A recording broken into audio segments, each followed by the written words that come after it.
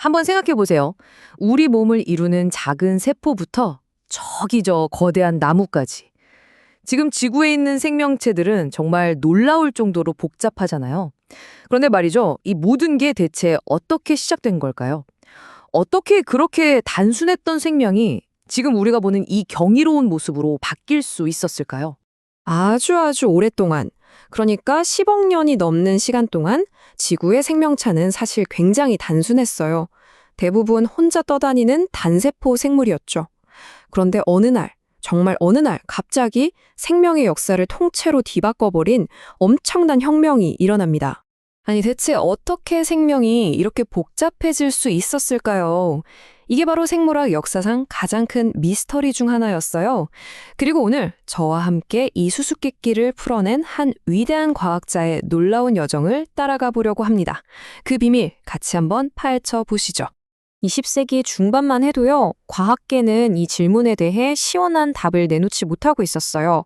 기존 이론으로는 도저히 설명이 안 되는 아주 커다란 구멍이 있었던 거죠. 당시 생물학계가 부딪혔던 벽은 크게 세 가지였어요.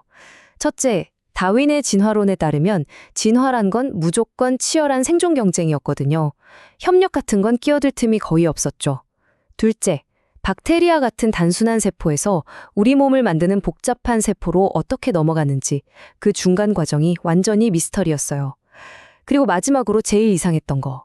우리 세포의 에너지 공장인 미토콘드리아가 왜 세포핵과는 다른 자기만의 DNA를 따로 가지고 있냐는 거였죠.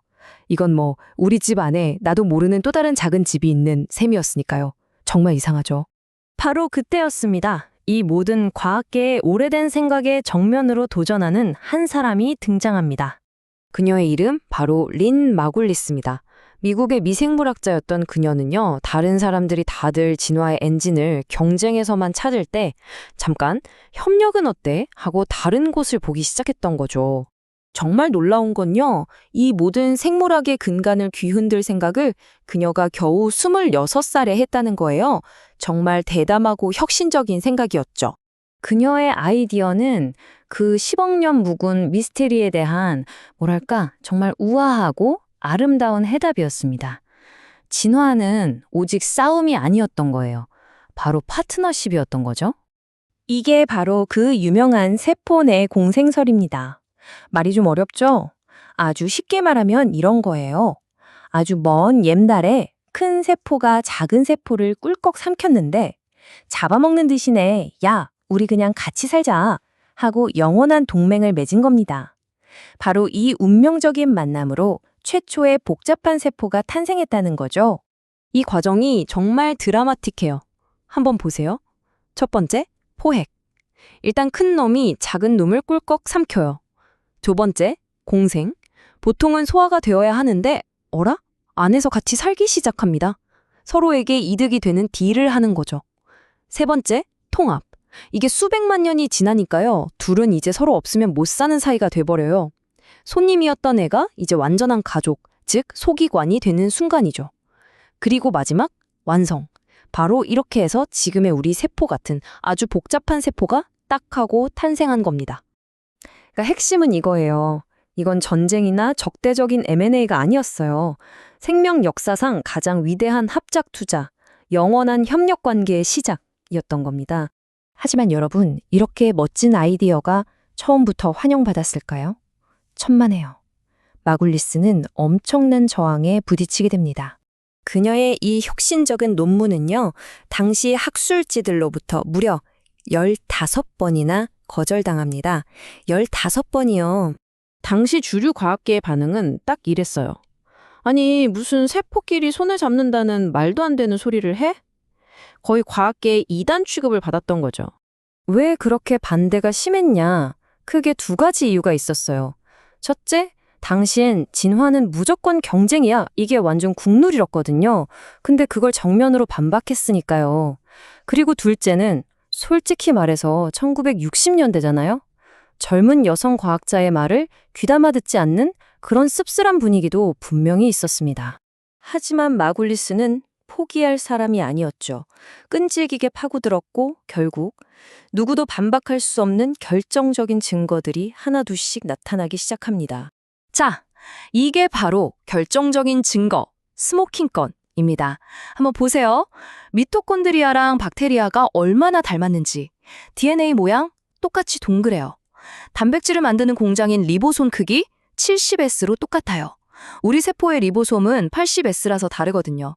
심지어 미토콘드리아는 우리 세포 마음대로가 아니라 자기가 알아서 분열해요.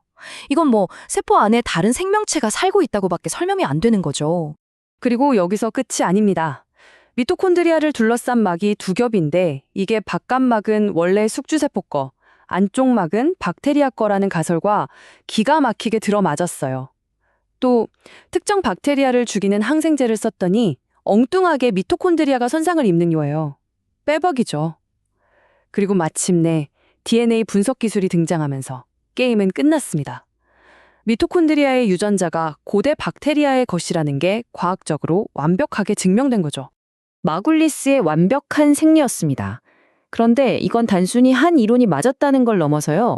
우리가 생명을 보는 눈 자체를 완전히 바꿔버린 거대한 혁명이었습니다.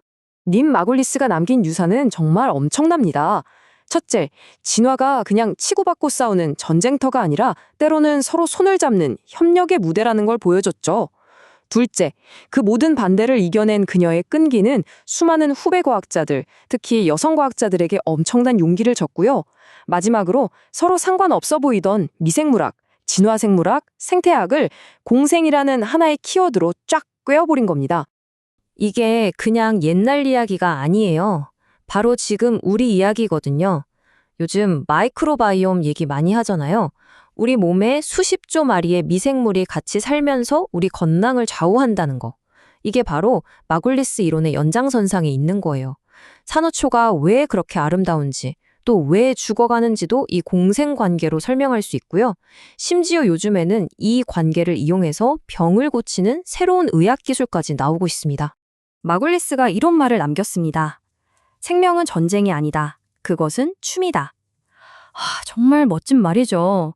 그녀가 가져온 생각의 전환을 이보다 더 잘 표현할 수는 없을 거예요. 우리 존재의 가장 깊은 곳, 바로 그 세포 안에 협력의 역사가 새겨져 있다는 사실. 여러분, 이게 우리에게 과연 무엇을 의미할까요? 어쩌면 우리가 생각하는 것보다 세상은 경쟁만으로 돌아가는 게 아닐지도 모른다는 것. 이것이야말로 린 마굴리스가 우리에게 남긴 가장 위대한 교훈이 아닐까 싶습니다.